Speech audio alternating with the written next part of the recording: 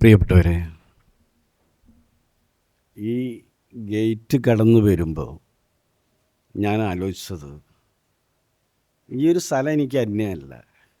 കാലങ്ങളായിട്ട് ഫറൂഖ് കോളേജിൽ നാടകം പഠിപ്പിച്ച ആളാണ്. ഇവിടെ ഒരു ക്യാമ്പിന് വന്നപ്പോൾ നാടകത്തിനെ കുറിച്ചിട്ട് വലിയ അറിവോ ഒന്നുമില്ലാത്ത കുട്ടികൾ, അവർ എൻ്റെ സുഹൃത്തുക്കളെയും കൂടെ 2 ദിവസം നിറഞ്ഞാടുകയാണ്.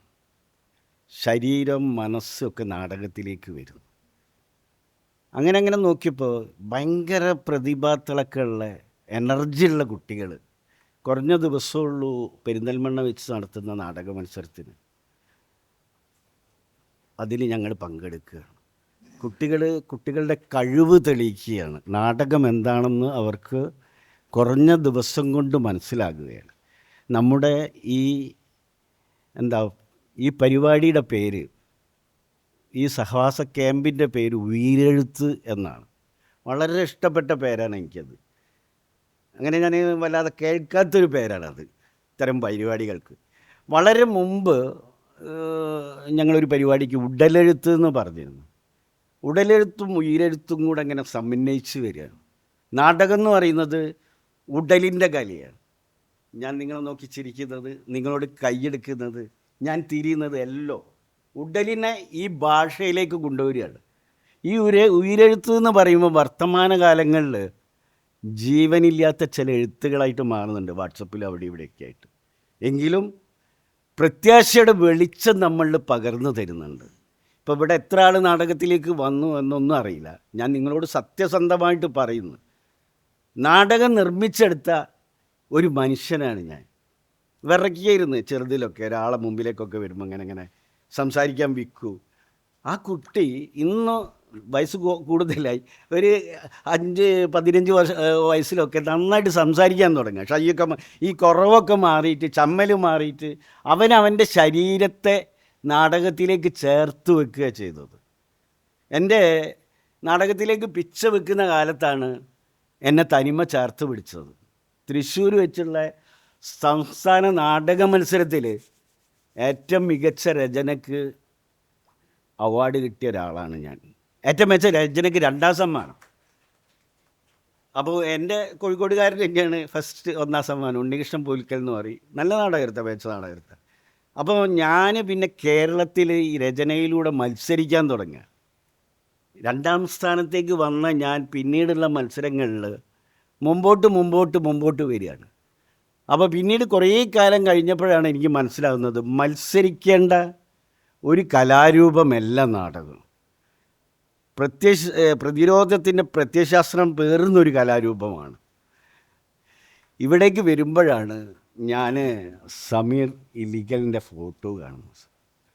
അപ്പോൾ എന്നെ വിളിച്ചു പറഞ്ഞപ്പോൾ, സലീം വിളിച്ചു പറയുമ്പോൾ ഫോണിൽ വ്യക്തമല്ലാത്തത് കൊണ്ട് തന്നെ ഞാൻ ആരെന്ന് ചോദിച്ചപ്പോൾ, എനിക്ക് വാട്സപ്പ് ചെയ്തപ്പോഴാണ് ഞാൻ ആ ഒരു നിമിഷം നിശബ്ദനായിപ്പോയത്. ഞാൻ 2-3 ദിവസങ്ങളായിട്ട് പത്രങ്ങളോ വാർത്തകളിലോ അകന്നുന്ന സമയത്ത് ഒരു മനുഷ്യൻ എത്രത്തോളം ദൂരത്തിലാണ് പോയത് എന്നുള്ളത് ഞാൻ പബ്ലിക്കേഷനിൽ ജോലി ചെയ്യുകയാണ്. കുറച്ച് പുസ്തകങ്ങൾ പ്രിൻറ്റിങ്ങിന് പോകുന്നതിനെ കൊണ്ട് രാപ്പകൽ പണിയായിരുന്നു.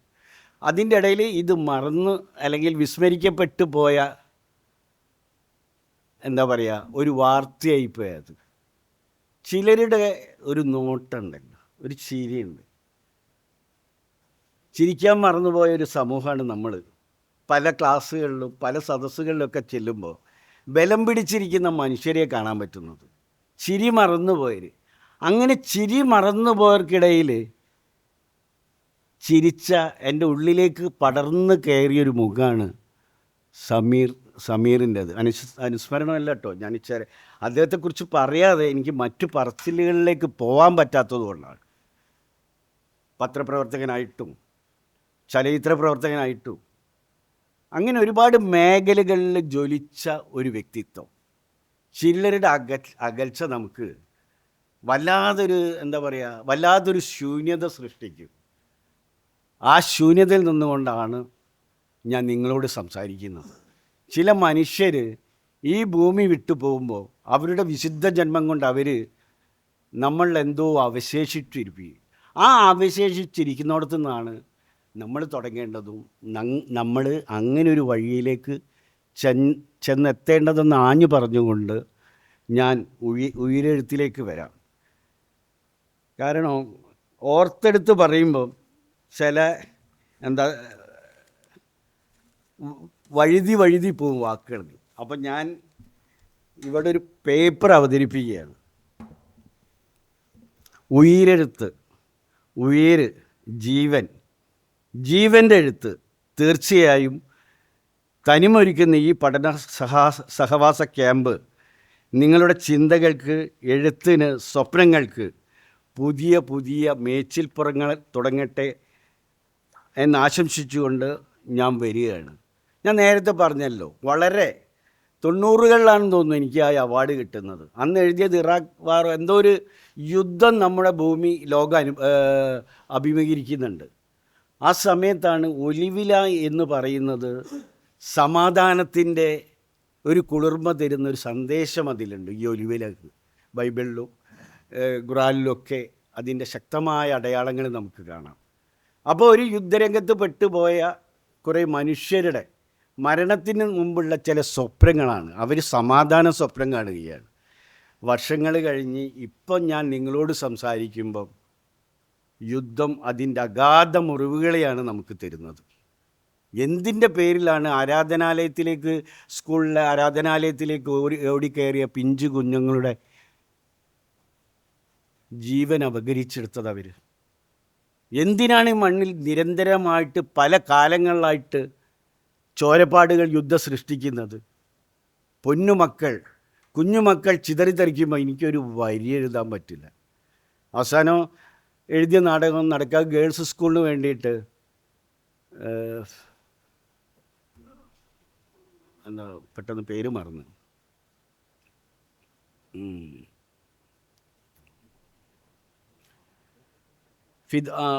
പേര് മറന്ന് ഞാൻ വരാം അങ്ങോട്ട്. അപ്പോൾ അത് പലസ്തീനിലെ ഒരുപാട് പെണ്ണുങ്ങളുടെ ജീവിതമാണ്. യുദ്ധങ്ങളിലും എന്താ പറയുക, അതിൻ്റെ തീവ്രമായ പ്രശ്നങ്ങളിൽ എപ്പോഴും കലാപങ്ങളിലൊക്കെ വലിച്ചു കീറപ്പെടുന്നത് സ്ത്രീകളും കുഞ്ഞുങ്ങളുമാണ്. അവരുടെ നിലവിളിയിൽ നിന്നാണ് ഫാത്തിമ എന്ന് പറയുന്ന ഫെറ ബക്കറിൻ്റെ ഡയറി കുറിപ്പുകൾ അല്ലെങ്കിൽ ബ്ലോഗ് എഴുത്തിൽ നിന്നാണ് ഞാൻ നാടകം എഴുതുന്നത്. അപ്പോൾ നാടകത്തിനുള്ളിലെ ചില രാഷ്ട്രീയങ്ങളെയാണ്, മത്സര അരങ്ങിലെ ചില രാഷ്ട്രീയങ്ങളെയാണ് ഞാൻ പറയുന്നത്. എനിക്ക് ഈ കുറേ പെണ്ണുങ്ങളുടെ, എൻ്റെ പേരാണ് ഫലസ്തീൻ, അതാണ് നാടകത്തിൻ്റെ പേര്. ആ ഒരുപാട് പെണ്ണുങ്ങൾക്ക് അല്ലെങ്കിൽ എൻ്റെ മനസ്സിലെ കുറേ ജ്വലനങ്ങൾക്ക് ഈ ലോകത്തോട് എന്തൊക്കെയോ വിളിച്ചു പറയാനുണ്ട്. അങ്ങനെ ഒരു വിളിച്ചു പറയൽ വന്നപ്പോഴാണ് ഇവിടെ കേരളത്തിൽ വേദികൾ കുറവാണ്. നിങ്ങൾ മനസ്സിലാക്കേണ്ട വലിയൊരു സത്യമുണ്ട്, നാടകങ്ങൾക്ക് വേദികൾ കുറവാണ്. അപ്പോഴാണ് നടക്കാവ് ഗേൾസ് സ്കൂളിൽ മത്സരമാണ് വേദി. ഞാൻ എന്നോ പാടെ വേണ്ടാന്ന് വെച്ച് ഇറങ്ങിപ്പോയ ഒരു വേദി, മത്സരവേദികൾ എനിക്കിഷ്ടമല്ല. അങ്ങനെ ഇരിക്കുമ്പോഴാണ് ഈ കുട്ടികൾക്ക് വേണ്ടി ഞാൻ നാടകം ചെയ്യുന്നതും. അപ്പം നാടകത്തിൽ കുറേ ഗിമ്മിക്കുകളൊക്കെ ഉണ്ടാവും, നിങ്ങളറിയാത്തവർക്ക് പറയാണ്. ഭയങ്കര കയ്യടികൾ വരും ഓഡിറ്റോറിയത്തിൻ്റെ അല്ലെങ്കിൽ സദസ്സിൻ്റെ പല ഭാഗങ്ങളിൽ നിന്നിട്ട്. അതൊക്കെ മനഃപൂർവ്വം ജഡ്ജസിനെ സ്വാധീനിക്കാൻ വേണ്ടി ചെയ്യുന്നതാണ്. മല പോലെ കയ്യടി, എന്തോ തിരയൊക്കെ അടിച്ച് നമ്മളെ മുമ്പിൽ കഴിഞ്ഞ നാടകം ഒക്കെ. ആ നാടകമൊന്നും ലോകത്തിന് വേണ്ടി ഒരു ചുക്കും ചെയ്തിട്ടില്ല എന്ന് എനിക്ക് സമ്മാനം കിട്ടാതായി പോലുള്ള സങ്കടം കൊണ്ട് പറയല്ല. ഇപ്പോഴും എൻ്റെ നാടകം കുറേ ആൾക്കാരുടെ മനസ്സിൽ നിൽക്കുന്നു. നാടകം കഴിഞ്ഞപ്പോൾ ഒരുപാട് ആൾക്കൂട്ടമൊക്കെ ശൂന്യമായിട്ട് ഞങ്ങളും കുറച്ച് ടീച്ചേഴ്സും മാത്രമായിരിക്കുന്നത്. ആ വലിയൊരു സദസ്സ് ഒഴിഞ്ഞു പോവുകയാണ്. അപ്പോൾ എൻ്റെ ഭാര്യ പറയാണ്, ഞാൻ വിചാരിച്ച് അത് പിന്നീടാണ് മനസ്സിലായത് മത്സര അരങ്ങിൽ ഇത്തരം കളികളുണ്ടെന്ന്. അപ്പോൾ നമ്മളെ നാടകം കഴിഞ്ഞപ്പോൾ ടീച്ചേഴ്സും മറ്റു കുട്ടികളും വേദിയിൽ സദസ്സിലുള്ള അവരൊക്കെ സത്യസന്ധമായിട്ട് അവരുടെ കണ്ണുകളിൽ ഞാൻ കണ്ണീര് കണ്ടതുമാണ്. ഒരു നാടകൃത്ത് എന്ന നിലയിൽ, ഒരു സംവിധായകൻ എന്ന നിലയിൽ, ഒരു നാടകക്കാരൻ എന്ന നിലയിൽ, ഒരു മനുഷ്യൻ എന്ന നിലയിൽ പ്രേക്ഷകർ കരഞ്ഞോ സെൻറ്റിമെൻറ്റ്സ് ഒന്നുമല്ല എൻ്റെ പ്രശ്നം. ഒരു കൃതി പ്രേക്ഷകരിലേക്ക് എത്തിച്ചേരുന്നുണ്ടോ, നമ്മളെ ആശയങ്ങൾ അവർ മനസ്സിലാക്കുന്നുണ്ടോ എന്നുള്ള അർത്ഥത്തിലാണ്. നിരന്തരം കേരളത്തിലല്ല, ലോകത്തിൽ മുഴുവൻ ഇത്തരം ജീർണിച്ച അവസ്ഥകൾക്ക് നേരെ പൊരുതുന്ന അരങ്ങിൻ്റെ ആയുധമായിട്ട് നാടകം ഒരുപാട് കാലങ്ങളായിട്ട് നിലനിന്ന് പോകുന്നുണ്ട്. ഇപ്പോഴും എനിക്ക് വല്ലാത്തൊരു സംശയം നിലനിൽക്കുന്നത്, ഇത്തരം കലാരൂപം കൊണ്ട് ഇത്തരം ജീർണതകളെ പൂർണ്ണമായിട്ടും തുടച്ചു മാറ്റാൻ പറ്റുമോ എന്ന ഒരു വലിയ ചോദ്യം എന്നിൽ മുഴങ്ങുമ്പോഴും NN പിള്ളേൻ്റെ വാക്കുകൾ കടമെടുത്തിട്ട് ഞാൻ പറയുകയാണ്, ഇത്തരം അസമത്വത്തിനും അനീതിക്കും ജീർണതകൾക്കും നേരെ വല്ലാത്തൊരു തൂണിന് നേരെയുള്ള ആഞ്ഞുള്ള പ്രഹരമാണ് ഓരോ നാടകവും. തൂണ് ചെതറിത്തെറിച്ചു പോവില്ല, നമ്മൾ നിരന്തരം പ്രഹരിച്ചു കൊണ്ടേയിരിക്കുക. അതാണ് നാടകം നിങ്ങളോട് എനിക്ക് പറയാനുള്ളത്. നാടകം ഒരേ സമയം പോരാട്ടത്തിൻ്റെയും ആസ്വാദനത്തിൻ്റെയും കലയാണ്. ആസ്വാദനത്തിനപ്പുറം അത് പോരാട്ടത്തിൻ്റെ കലയാകുമ്പോഴാണ് അത് അർത്ഥപൂർണമാവുന്നത്. വല്ലാതെ ഞാൻ നാടകത്തിൻ്റെ ചരിത്രത്തിലേക്ക് ഇതിൻ്റെയൊക്കെ ഉന്നത ക്ലാസ്സുകളാണ് നിങ്ങൾക്ക് കിട്ടാൻ പോകുന്നത്. ഞാനിത് വായിച്ചു കഴിഞ്ഞപ്പോൾ നിയമത്ത് അതൊരു പുസ്തകമാക്കിയാൽ നന്നാവും. സത്യം പറയാം, കേരളത്തിൽ ഇത്തരം രാഷ്ട്രീയ അന്വേഷണങ്ങൾ നാടകത്തിലൂടെ നടന്ന ഒരു കൂട്ടായ്മ ഉണ്ടായില്ല, സത്യമായിട്ട് പറയുന്നത്. അപ്പോൾ അതൊരു പുസ്തകമാകുമ്പോൾ, ഞാനൊരു പബ്ലിക്കേഷൻ്റെ എഡിറ്റർ കൂടിയാണ്. അപ്പം ഞാൻ ഇന്നലെ ഇത് വായിച്ചപ്പോൾ എനിക്ക് വല്ലാത്തൊരു ഇത് തോന്നി. എല്ലാ മേഖലകളും സ്പർശിച്ചു പോകുന്ന ക്ലാസ്സുകളുണ്ട്, പഠനങ്ങളുണ്ട്. അത് ശേഖരിക്കപ്പെട്ടാൽ, കളക്ട് ചെയ്യപ്പെട്ടാൽ മലയാളത്തിന് അത് ഉപകാരമാവും. പലപ്പോഴായിട്ട് പല വീക്കിലികളിലൊക്കെ ഈ പഠനങ്ങൾ വന്നു പോകുന്നുണ്ട്. അതൊന്നും നമ്മളെ എന്താ പറയുക, ഇങ്ങനെ വായിച്ച് പോവുകയെന്നല്ലാണ്ട് ഇത് കളക്ട് ചെയ്യപ്പെടേണ്ടിയിരിക്കുന്നു എന്ന് പറഞ്ഞുകൊണ്ട് ഞാൻ തുടങ്ങാം. നമ്മൾ ഈ ഒരു കാലം ഉണ്ടല്ലോ, ഞാൻ പറഞ്ഞല്ലോ, യുദ്ധമുണ്ട്, എല്ലാം ഉണ്ട്. നമ്മളൊരു അടിപൊളി ലൈഫ് ആസ്വദിച്ചുകൊണ്ടിരിക്കുക. നമ്മളൊരു തരം ഉന്മാദം, ജീവിതം ആഘോഷിക്കുന്ന നമ്മളറിയുന്നില്ല. സ്വന്തം കാൽക്കീഴിലെ മണ്ണ് അത്രയും ഒലിച്ചു പോകുന്നത്. വൻ വിപത്തുകളിലേക്കുള്ള ഈ ഒലിച്ചുപോക്കിനെതിരെയുള്ള ശക്തമായ പ്രതിരോധവും ആവേണ്ടതാണ് ഓരോ രചനകളും. സമീപകാല രചനകളിലേക്ക് ഞാൻ വരുമ്പോൾ എന്നെപ്പോലും വളരെ വിഷമിപ്പിക്കുന്ന, ഞാൻ തിയേറ്റർ ടെസ്റ്റ് പോലുള്ള ഒരു 12ഓളം പുസ്തകങ്ങൾ എഡിറ്റ് ചെയ്ത ഒരാളാണ്. ഇത് തന്നെ 3 വോളിയത്തിൽ ഇറങ്ങുന്നതാണ്. 2 വോളിയം എഡിറ്റ് ചെയ്ത് കഴിഞ്ഞു. 3-ാം വോളിയം ഞാൻ ഒരു ആലോചനയിലാണ്. ഇത്തരം എഴുത്ത് സാഹിത്യമല്ല നമ്മൾ എഴുതി വെക്കേണ്ടത്. ഞാൻ നേരത്തെ പറഞ്ഞില്ലേ, നന്മ തിന്മകൾ ഒക്കെ വരുന്ന തിന്മകൾക്കെതിരെയുള്ള ഒരു എഴുത്തായിരിക്കണം, ഉയരെഴുത്തായിരിക്കണം. അത് സത്യസന്ധമാവണം. ഈ നാടകങ്ങളിൽ ഇപ്പോൾ കണ്ടുവരുന്നത് ഒരു തരം മത്സര ഗിമ്മിക്കുകൾ വെച്ചുള്ള എഴുത്തും എന്തൊക്കെയോ പറഞ്ഞ് പൊലിപ്പിക്കാനുള്ള എഴുത്തും ഒക്കെയാണ്. അപ്പോൾ ഇത്രയും പുസ്തകങ്ങൾ എഡിറ്റ് ചെയ്തപ്പോൾ എൻ്റെ മനസ്സിലേക്ക് വരുന്നത് വല്ലാത്തൊരു ദയനീയമായ അവസ്ഥയാണ്. ഇനി എഡിറ്റ് ചെയ്യണോ, ഇനി ഒരു പുസ്തകം വേണോ? അങ്ങനെ ഞങ്ങൾ ഒരുപാട് തിയേറ്റർ രചനാ വർക്ക്ഷോപ്പുകൾ വെച്ച് അപ്പോഴും മനസ്സിലായി, രചനാ വർക്ക്ഷോപ്പുകൾ കൊണ്ടൊന്നും ഇത് രക്ഷിച്ചെടുക്കാൻ പറ്റില്ല. അങ്ങനെയുള്ളൊരു വലിയ അന്വേഷണം നടക്കുന്നതിനാണ് ഇടയിലാണ് ഞാൻ നിങ്ങളോട് ഈ സമയത്ത് സംസാരിച്ചുകൊണ്ടിരിക്കുന്നത്. ഈ സമീപകാല ചെറുകഥ, നോവലുകൾ, കവിതേൻ്റെ മലവെള്ളപ്പാച്ചിലാണ്, ഞാൻ അങ്ങോട്ട് കടക്കുന്നില്ല. കഥകളും നോവലുകളുമൊക്കെ ലോകഭാഷയെ തന്നെ ചെന്ന് തൊടുമ്പോൾ നാടകം വെറും ആവർത്തനത്തിൻ്റെ എന്തോ ഒരു എഴുത്തായിട്ട് മാറുകയാണ്. അപ്പോൾ ഇവിടെ രചയിതാക്കളൊക്കെ ഉണ്ടെങ്കിൽ ഒന്ന് ജീവിതത്തിൻ്റെ ആഴങ്ങളിലേക്ക് ഇറങ്ങിച്ചെല്ലണം. നമ്മൾ ഏറ്റവും കൊട്ടിഘോഷിക്കുന്ന ഒരു നാടകമുണ്ട്, നിങ്ങളെന്നെ കമ്മ്യൂണിസ്റ്റാക്കി. അതല്ല രാഷ്ട്രീയ നാടകം. അത് ഒരു തമിഴ് പാരമ്പര്യം വരുന്ന കമേഴ്സ്യൽ ഫോർമുലകളൊക്കെ ഉള്ള വളരെ ആസ്വദിച്ച് കാണാൻ പറ്റുന്ന നാടകമാണ്. ദാമോദരൻ എന്ന് പറയുന്ന ഒരു വലിയ മനുഷ്യൻ്റെ എഴുത്തിൻ്റെ തീവ്രജനനങ്ങൾ പേറിയ മനുഷ്യൻ്റെ പാട്ടബാക്കിയാണ് കേരളത്തിലെ എണ്ണം പറഞ്ഞ രാഷ്ട്രീയ നാടകങ്ങളിലൊന്ന്. അതെല്ലാം ആഘോഷിക്കപ്പെടുന്നു. അതാണ് ഈ ആഘോഷിക്കപ്പെടുന്നത്. ചില അടയാഭരണങ്ങളും കൊട്ടിപ്പാടാൻ ആളുകളും ഉണ്ടാകുമ്പോൾ സംഭവിക്കുന്ന ചിലതാണ്.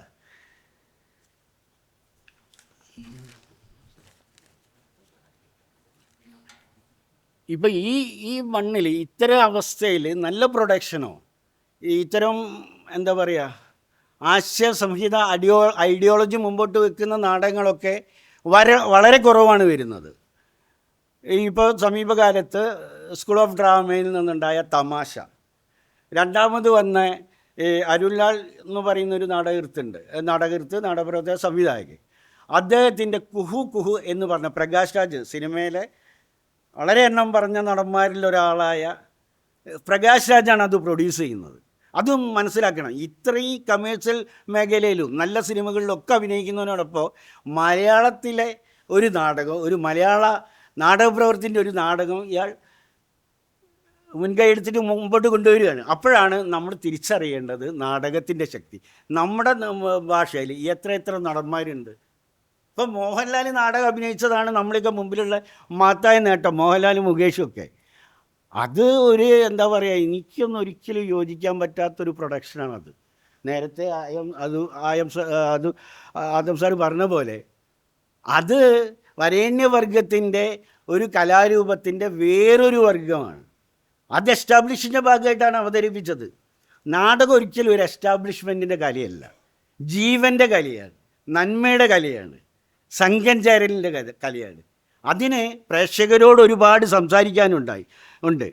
ലോകത്തുണ്ടായ ഒട്ടുമുഖ്യ പ്രൊഡക്ഷൻസിനും ഇതിൻ്റെ ഈ ഒരു ചെറുത്തുനിൽപ്പിൻ്റെ കലാരൂപമാണ്. അപ്പം നിങ്ങൾ മനസ്സിലാക്കേണ്ടത് ഓരോ ഉയിരെഴുത്തുകളും അത് ഉണർവിൻ്റെ ഉണർത്തുപാട്ടുകളായിട്ട് മാറണം, അത്തരം ഉടലെഴുത്തുകളായിട്ട് മാറണം. മനുഷ്യനോട് സംവദിക്കാനുള്ള വെപ്പൺസായിട്ട് നമ്മൾ മാറണം. നമ്മളൊരു വെപ്പണാണ് നമ്മുടെ ഹൃദയം, നമ്മുടെ കണ്ണുകൾ. ഇപ്പോൾ നാടകത്തിന് ഒരു വല്ലാത്തൊരു പ്രത്യേകതയുണ്ട്.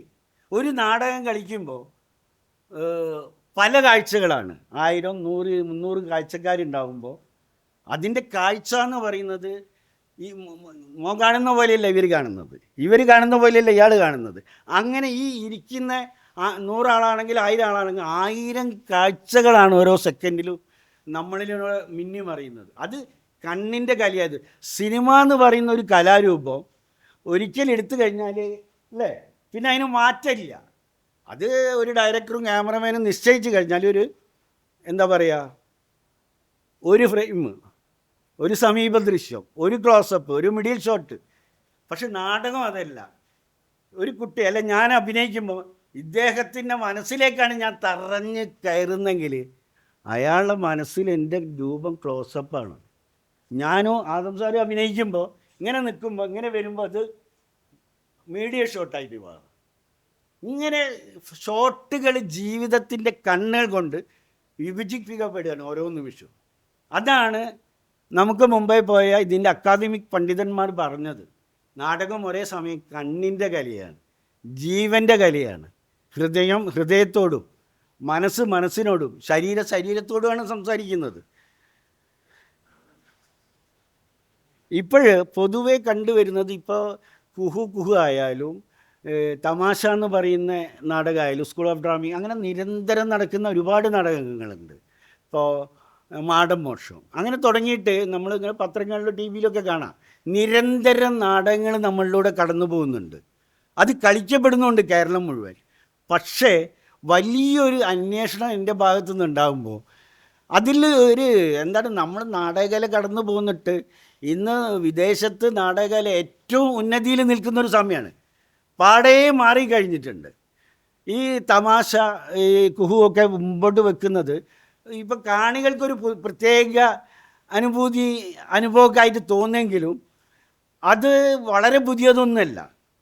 ഇപ്പോൾ മ്യൂസിക് ഇല്ല, സെറ്റില്ല, നമ്മൾ ഉപയോഗിക്കുന്ന പ്രോപ്പർട്ടീസ്, നമ്മുടെ ശബ്ദങ്ങൾ, നമ്മുടെ ശരീരമൊക്കെ വിഷ്വൽസിൻ്റെ വിവിധ രൂപങ്ങളായിട്ട് മാറുകയാണ്. ഇത് അഭിവിധ അങ്ങനെ തുടങ്ങി ഒരുപാട് ആളുകൾ ചെയ്തിട്ടുണ്ട്.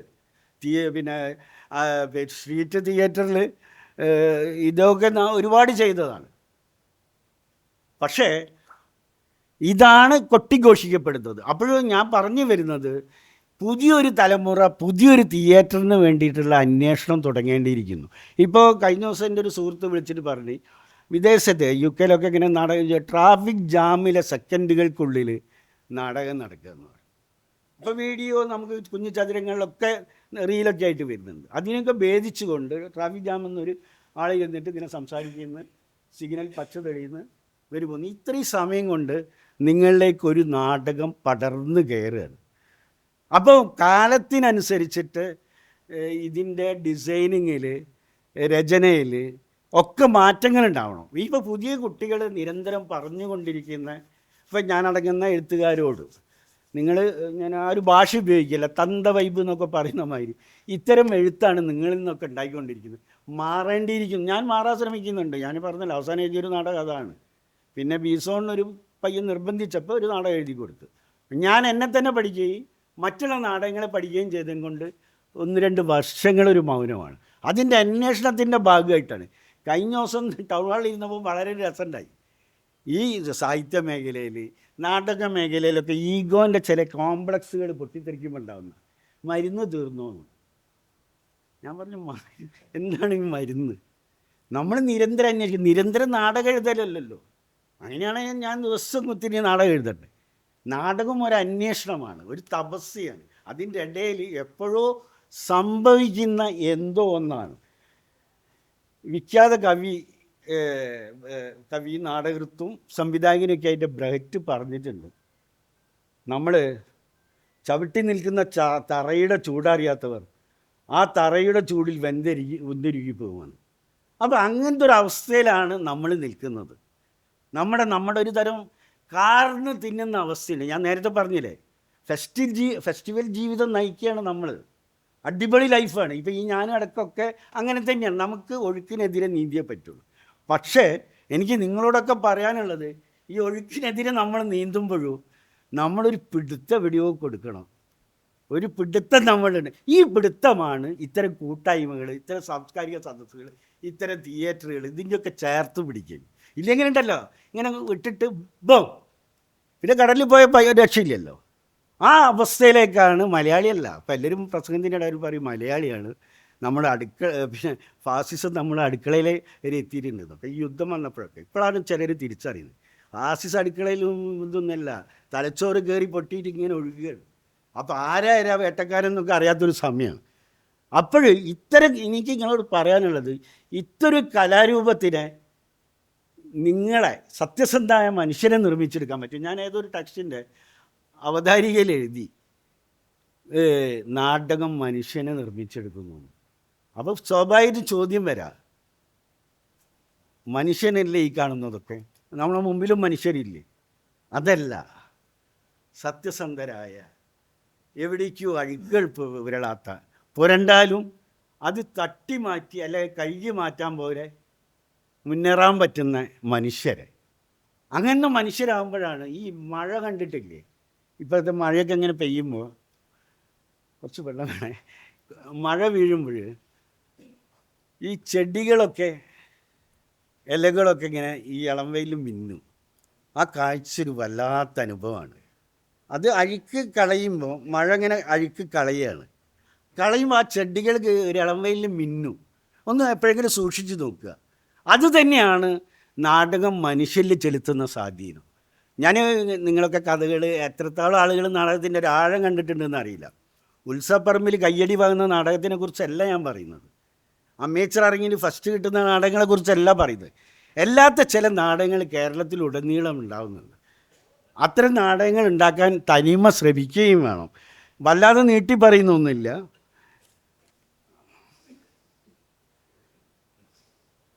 ഈ ഞാൻ നേരത്തെ പറഞ്ഞല്ലോ, ചില കാര്യങ്ങൾ നിങ്ങൾ ഓർത്തെടുത്ത് പറയുകയാണ്. ഇപ്പോഴ് സംഭവിക്കുന്ന ചില പ്രൊഡക്ഷൻസ്, ഇപ്പോൾ ഇവർ പറയുന്ന വലിയൊരു ഇതുണ്ട്. ഞാൻ നേരത്തെ പറഞ്ഞ എൻ്റേതടക്കമുള്ള എഴുത്തുകൾ പുതിയ കാലഘട്ടത്തിന് യോജിച്ചതല്ലാന്നും അതിന് പുതിയ രൂപഭാവങ്ങൾ ഉണ്ടാവേണ്ടതാണെന്നൊക്കെയാണ് പുതിയ രംഗപ്രയോക്താക്കളായ കുട്ടികൾ, പുതിയ തലമുറ, സ്കൂൾ ഓഫ് ഡ്രാമയൊക്കെ കഴിഞ്ഞ് വരുന്നവർ നമ്മളോട് നിരന്തരം പറയുന്നത്. തീർച്ചയായിട്ടും ശരിയാണ്. പക്ഷേ ഈ ചെറുകഥയോ നോവലോ അതിൻ്റെ ഏതാനും ഭാഗങ്ങളോ ചരണ്ടി എടുത്തിട്ട് ഡിസൈൻ എന്ന് പറയുന്ന കുപ്പിയിലേക്ക് ഇറക്കി വെച്ചിട്ട് അത് നമ്മൾ അമ്പരപ്പിക്കുകയാണ്. ഇവിടുന്ന് ഒരു ലൈറ്റ് വരൂ, ഞാനിങ്ങനെ അപ്പോഴത്തേക്ക് ഇവിടുന്ന് ഒരു മഴ വരൂ, എൻ്റെ ഷർട്ടും തൊട്ടില്ല ബോഡിയിലേക്കൊക്കെ മഴ വന്നിട്ട് ഞാൻ കുറച്ച് ഇങ്ങനെ തിരിഞ്ഞു മറിയുമ്പോൾ ഞെട്ടിക്കുന്ന, സിനിമേനെപ്പോലും ഞെട്ടിക്കുന്ന വിഷ്വൽസാണ് നിങ്ങളിലേക്ക് വരുന്നത്. ഞാൻ നേരത്തെ പറഞ്ഞില്ലേ, ഈ അമ്പരപ്പിക്കുന്ന അളിഞ്ഞ കാഴ്ചകളല്ല നമുക്ക് വേണ്ടത്. സ്കൂൾ ഓഫ് ഡ്രാമയിൽ നിന്ന് വരുന്ന പല കുട്ടികളും ഇതിൻ്റെ ചെടിച്ച ആവർത്തനങ്ങളെയാണ് നമുക്ക് തരുന്നത്. EK Aymu, KT Muhammad, CJ Thomas, അങ്ങനെ ഒരുപാട് ക്ലാസ് എടുക്കുമ്പോൾ നിങ്ങൾ ചോദിച്ചാൽ മതി. അത്ര ഒരുപാട് നാടകൃത്തുക്കൾ നമ്മളെ ഇത്തരം കാര്യങ്ങൾ വീണ്ടും വീണ്ടും ആ പുസ്തകം എടുത്ത് നോക്കിയാൽ മതി, അവരുടെ രചനകൾ എടുത്ത് നോക്കിയാൽ മതി. ഞാനിപ്പോഴും ഓർത്ത് വെക്കുന്നൊരു സാധനമുണ്ട്. ഈ ഗെയിം ഒരു നാടകത്തിൽ ആരോ ഒരു ക്യാരക്ടർ പറയുന്നുണ്ട്, ഈ കൈക്ക് എത്ര വിരല? അപ്പോൾ മറ്റേ ക്യാരക്ടർ പറയും 5. ഒക്കത്തിന് ഒരു വലിപ്പ അല്ല. എന്തൊരു ഫിലോസഫിയാണത്. സോഷ്യലിസം വരൂലെന്ന്. അപ്പോൾ ഈ ഒരു നാടകം, ഒരു സംഭാഷണത്തിലൂടെ വലിയൊരു പ്രബന്ധത്തെ, വലിയ ഫിലോസഫി അവതരിപ്പിക്കുകയാണ്. KT മുഹമ്മദിൻ്റെ ഇതുഭൂമിയാണ്. എന്ത് രസമാണ് ആ നാടകങ്ങളൊക്കെ. ഇതുഭൂമിയാണ്. ഇദ്ദേഹത്തിന് സ്വീകരണം കൊടുക്കും, മരിക്കുന്നതിന് മുമ്പാണ്. സ്വീകരണം കൊടുത്തിട്ട് എന്നോട് ചടച്ചിങ്ങനെ പറയും, ചില മാറ്റങ്ങൾക്കൊന്നും രചന വിധേയമാക്കാൻ അദ്ദേഹം സമ്മതിക്കില്ല. ഇപ്പോഴേക്കും ഓർമ്മയുണ്ട്, ഏതോ ദേശാഭിമാനി വാർഷികത്തിൽ എൻ്റെ ഒരു രചന വന്നപ്പോൾ കാലത്ത് വിളിയാണ് മുഹമ്മദ്. സതീഷ്, ആ ഭാഷയൊക്കെ നിനക്ക് എവിടുന്നാണ് കിട്ടിയത്? ഞാൻ പറഞ്ഞു, ക്യാമ്പസിലെ കുട്ടികളെ യൂത്തിൻ്റെ നാടകമാണ്, ബ്ലാക്ക് ഔട്ട് എന്ന് പറയും. അപ്പോൾ ആ ഭാഷ, അപ്പോൾ ഞാൻ പറഞ്ഞു, ഇത് പല ഇങ്ങനെ ക്യാമ്പസിലൊക്കെ നിരന്തരം നാടകം ചെയ്യുന്നതല്ലേ, ആ ഭാഷ എനിക്ക് വളരെ എളുപ്പമാണ്. അപ്പം എന്നോട് ചോദിച്ചു, എടാ നാടകത്തിൽ ഇത്ര ഭാഷകൾ ഉപയോഗിക്കുമ്പോൾ ഈ കണ്ടിരിക്കുന്നവർക്കിത് ഡിക്ഷണറി തപ്പിപ്പോകാൻ പറ്റുമോ? ഇന്നിപ്പോൾ ഫോണുണ്ട്, അന്നത്തെ കാലമാണ്, പറ്റുമോ? അത് എനിക്കൊരു പുതിയ അറിവും വെളിച്ചവുമാണ്. നമുക്ക് ഏറ്റവും പെട്ടെന്ന് മനസ്സിലാവുന്ന ഒരു ഭാഷയിൽ നമ്മൾ പ്രേക്ഷകരോട് സംവദിക്കണം. അത് KT നിന്ന് കിട്ടിയൊരു അറിവാണ്. ഈ KT തന്നെ ഇത്തരം പുതിയ കുട്ടികളുടെ, എൻ്റെ അടക്കമുള്ള പിന്നെ സംവിധാന നാടക ശ്രമങ്ങളെ പലപ്പോഴും വഴികളൊക്കെ പുച്ഛിക്കുകയൊക്കെ ചെയ്യുന്ന ഒരു സമയത്ത് ഇദ്ദേഹത്തിൻ്റെ പുതിയ ഇത് ഭൂമിയാണ് എന്ന നാടകം നിലമ്പൂർ ആരാ ചെയ്തതെന്ന് എനിക്ക് ഓർമ്മയില്ല, ഓപ്പൺ എയറിൽ പുതിയ രീതിയിൽ കളിക്കുകയാണ്.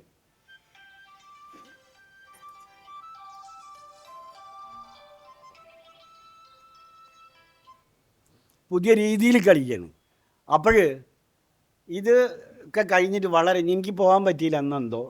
ആ പിറ്റേന്ന് വൈകുന്നേരം ഇരുന്ന് സംസാരിക്കുമ്പോൾ ആ മുഖമൊക്കെ ഭയങ്കരമായിട്ട് സന്തോഷം കൊണ്ട് വിടർന്നിട്ട് ആ മനുഷ്യൻ പറയാം, എടാ എന്ത് രസമായിട്ടാണ് അവരത് അവതരിപ്പിച്ചത്.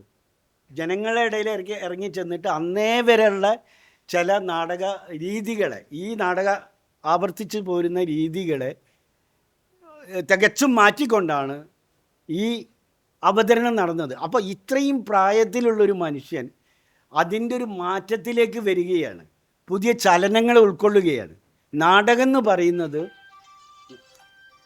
ഞാൻ അവിടെ വിളിക്കാം. അപ്പോൾ പുതിയ ചലനങ്ങളെയാണ് വർത്തമാനത്തിൻ്റെ ഉൾക്കൊള്ളുന്നത്. അത് നിങ്ങളൊന്ന് മനസ്സിൽ നോട്ട് ചെയ്ത് വെക്കുക. സ്ഥിരം കണ്ട രീതിയിൽ നിന്ന്. ഇപ്പം ഞാൻ നേരത്തെ പറഞ്ഞല്ലോ, ഞാനൊരു സ്കൂളിൽ നിന്നും നാടകം പഠിച്ച ആളല്ല. എൻ്റെ നാടക ജീവിതം സ്കൂൾ ഓഫ് ജീവിതമാണ്.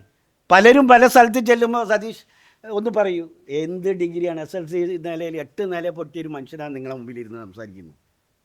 ഞാൻ ഇപ്പോൾ ഒരു അവിടുന്ന് സ്ഥാപനത്തിൽ നിന്നാണ് വിളിച്ചുകൊണ്ടിരിക്കുന്നത്, ഒരു പുസ്തകം പ്രിൻറ്റിന് പോകാണ്ട്. അപ്പോൾ അതിൻ്റെ എഡിറ്ററാണ്. അപ്പോൾ അവിടേക്കുള്ളൊരു മനുഷ്യൻ്റെ വളർച്ച എന്നറിയുന്നത്, അതിൻ്റെ അടിത്തറ എന്നറിയുന്നത് നാടകമാണ്.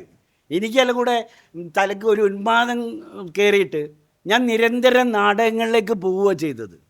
നിരന്തരം നാടകങ്ങളിലേക്ക് പോകുമ്പോൾ ഞാൻ എന്നെ തന്നെ പരിശോധിക്കുകയും എന്നെ പിന്നെയാണ് ഇവരൊക്കെ എന്താ പറയുന്നത്, പഠിക്കാൻ ശ്രമിക്കുന്നത്, നാടകത്തെ ആഴത്തിൽ അറിയാൻ ശ്രമിക്കുന്നത്. ഇന്നോ നാളെയോ പ്രിൻറ്റിങ്ങിന് പോകേണ്ട ഒരു പുസ്തകമുണ്ട്, ബെർണാഡ് ഷാൻ്റെ യുദ്ധവും മനുഷ്യനും. അതിൻ്റെ എഡിറ്റിംഗ് വേളയിലാണ് ഞാനിവിടെ നിൽക്കുന്നത്. യുദ്ധവും മനുഷ്യനും ഞാൻ മനോഹരമായിട്ടുള്ള ടെക്സ്റ്റാണത്. എത്ര കാൽപ്പനികമായ ഭാഷയാണെന്നറിയും. ഞാൻ എഴുതി വെക്കുന്നതിന് പലരും ചോദിക്കാറുണ്ട്, സതീഷിൻ്റെ രചനകളൊക്കെ ഭയങ്കര വായിക്കാൻ ചെറുകഥ പോലെ, കഥ പോലെ മനോഹരമാണ് എഴുത്ത്, ആലങ്കാരിക ഭാഷ നന്നായിട്ട് ഉപയോഗിക്കുന്നു പറഞ്ഞിട്ട് പല സംവിധായകരും എന്നെ വിളിച്ചിട്ടുണ്ട്. ഇപ്പോൾ ഫറൂഖ് കോളേജിൽ, ഇവിടെ അറബി കോളേജിലൊക്കെ നാടകം ചെയ്യുമ്പോൾ അന്നത്തെ നാടക സുഹൃത്തുക്കളും മാഷുമാരും അധ്യാപകരും ഒക്കെ ഉണ്ടെങ്കിൽ അവർക്ക് കൃത്യമായിട്ട് അറിയാൻ പറ്റൂ. അതിനൊരു ടെക്സ്റ്റ് പോലും ഇല്ല.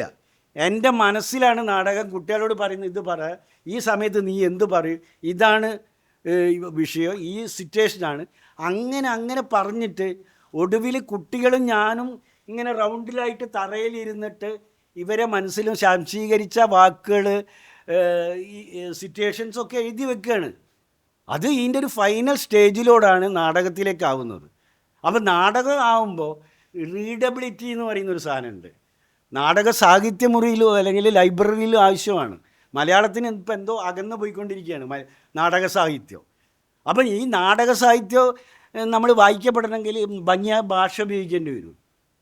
എം.ടി. ഏതോ തിരക്കഥയിൽ എഴുതി വെച്ചപ്പോഴും എനിക്ക് ഓർമ്മയുണ്ട്, അവരുടെ മനസ്സിൽ സംഗീതമുണ്ട്.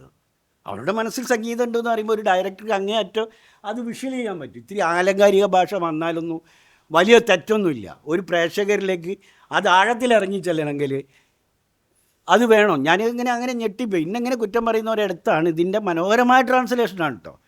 യുദ്ധവും മനുഷ്യനും എൻ്റെ മുമ്പിലിരിക്കുന്നത്. അത് ഞാനിങ്ങനെ വായിക്കുമ്പോഴാണ് ഞാനിത് എഴുതി പോകുന്നതാണോ കേരളത്തിൻ്റെ പ്രശ്നം. അപ്പോൾ ഈ നമ്മളെ കേരളക്കാരുടെ മുമ്പിൽ അനേകം വിദേശ കൃതികളൊന്നും വന്നിട്ടില്ല. ഈ നാടകം എന്ന് പറയുന്നത് ഇത്രയും പച്ചയായിട്ട് യുദ്ധത്തിനെ 1805 കാലഘട്ടത്തിലിട്ടാണ് ആ കഥ നടക്കുന്നത്. ആ ഒരു കാലഘട്ടത്തെ ഈ യുദ്ധത്തിന് ഇയാൾ എത്ര മനോഹരമായിട്ടാണ് ഈ നാടകൃത്ത് എഴുതി വെച്ചത്. വളരെ ആക്ഷേപഹാസ്യം കൊണ്ട്. അറിയാമല്ലോ, ബെർണാഡ് ഷാ എന്ന് പറയുന്നത് ഭയങ്കരമായ ഹാസ്യം കൊണ്ട്, ഈ ബ്ലാക്ക് ഹ്യൂമർ കൊണ്ട് ഈ കാലത്തെ വിചാരണ ചെയ്തൊരു മനുഷ്യനാണ്. അതിലൊരു പട്ടാളക്കാരൻ ഒരു മുറിയിൽ ഓടി കയറിയിട്ട് പറയുന്നുണ്ട്, വിശക്കുന്നുണ്ട്, എല്ലാം കൂടിയായിട്ട് ഇവരെ സംഭാഷണത്തിൻ്റെ ഇടയിൽ പറയുന്നുണ്ട്, എൻ്റെ പോക്കറ്റിൽ വെടിയുണ്ടകൾക്ക് പകരം ചോക്ലേറ്റാണ്. ചോക്ലേറ്റ് തിന്നുകയാണ് ഇയാൾ. അത് ഈ ലോകത്ത് അങ്ങോളമുള്ള യുദ്ധത്തിനെ പ്രതിരോധിക്കുന്ന ഒരു ഭാഷയാണ്. ഇതൊന്നും അത്ര ചർച്ച ചെയ്യപ്പെട്ടിട്ടുണ്ടോ എന്ന് എനിക്കറിയില്ല. അപ്പം നാടകത്തിന് നമ്മൾ കാണാത്തൊരു ശക്തിയും സൗന്ദര്യവും രാഷ്ട്രീയമൊക്കെ ഉണ്ട്. പ്രതിരോധത്തിൻ്റെ കലാരൂപമാണ് നാടകം. അതിനെ ആ രീതിയിൽ ഉപയോഗിക്കാൻ പഠിക്കണം. അതുകൊണ്ട് തന്നെയാണ് ഞാൻ ഇന്നും നാടകത്തോടൊപ്പം നിരന്തരം സഞ്ചരിച്ചു കൊണ്ടിരിക്കുന്നത്. നീട്ടുന്നില്ല. ഒരേ സമയം നാടകം പ്രതിരോധത്തിൻ്റെയും പ്രതിഷേധത്തിൻ്റെയും ചെറുത്തുനിൽപ്പിൻ്റെയും പോരാട്ടത്തിൻ്റെയും കാര്യമാണ്. ഫലസ്തീനിലൊക്കെ എണ്ണം പറഞ്ഞ തിയേറ്റർ ഗ്രൂപ്പുകളുണ്ട്. അവരൊക്കെ നാടകത്തിലൂടെ പോരാടുന്നുമുണ്ട്. അതിന് മേലെ ആയുധവും സാമ്രാജ്യത്വ ശക്തികളും ഒക്കെ തിമർത്താടുമ്പോൾ നമ്മൾ നാടകകല കൊണ്ടാണ് അതിനെ പ്രതിരോധിക്കേണ്ടത്. ഏതൊരു വിദേശ പത്രപ്രവർത്തകർ എഴുതിയ വരികൾ ഇപ്പോഴും ഓർമ്മയുണ്ട്. ഫലസ്തീൻ എന്ന് പറയുന്നത് ഒരു പൊട്ടിയൊഴുകലാണ്. അപ്പോൾ ഭരണകൂടങ്ങൾക്ക് ഇത്തരം പൊട്ടിയൊഴുകലുകളാണ് ആവശ്യം. അവരതിനു വേണ്ടി എവിടെയും ലോകത്തിൻ്റെ ഏത് കോണിലും യുദ്ധം ഉണ്ടാക്കിക്കൊണ്ടിരിക്കും. എൻ്റെ എഴുത്തെന്ന് പറയുന്നത് യുദ്ധത്തിൽ മുറിവേൽക്കപ്പെടുന്നവയും യുദ്ധത്തിന് തന്നെ എതിരാണ്. അതാണ് ഞാൻ തനിമേൽ ആദ്യം അംഗീകാരം കിട്ടിയ ഒലിവിലകളുടെ മർമ്മനം പറയുന്നത്. ആ മനസ്സ് തന്നെയാണ് എൻ്റെ ഇപ്പോഴത്തെയും മനസ്സ്. ഒരു കുട്ടി കണ്ണ് നിറഞ്ഞാൽ, ഒരു കുട്ടി മുറിവേറ്റാൽ, ഒരു കുട്ടി പെടഞ്ഞാൽ അന്ന് എനിക്ക് എഴുത്തിലേക്ക് പോകാൻ പറ്റില്ല. അപ്പോൾ ഇത്തരം ആർദ്രതകളുടെ ആകാശങ്ങളെയാണ് നമ്മൾ ഈ ഉയരെഴുത്തിലേക്ക് കൊണ്ടുവരേണ്ടത്. അപ്പോൾ നാളത്തെ ക്ലാസ്സുകളിൽ ഞാൻ പറഞ്ഞല്ലോ, നല്ല ക്ലാസ്സുകളാണെന്നുള്ളത് അത് പൂർണ്ണമായിട്ട് ഉപയോഗിക്കുക. കാരണം നിങ്ങൾ നാളെ നാടക പണ്ഡിതന്മാരോ നാടക എഴുത്തുകാരോ ആവാൻ വേണ്ടിയിട്ടല്ല. ഞാൻ നേരത്തെ പറഞ്ഞതുപോലെ ഒരു മനുഷ്യനെ നിർമ്മിച്ചെടുക്കുന്നതിൽ നാടകത്തിന് വലിയ പങ്കുണ്ട് എന്ന് മാത്രം ഓർമ്മിപ്പിച്ചുകൊണ്ട് ഔപചാരികമായിട്ട് ഈ ചടങ്ങ് ഞാൻ ഉദ്ഘാടനം ചെയ്തതായി അറിയിക്കുകയാണ്. നന്ദി, സ്നേഹം.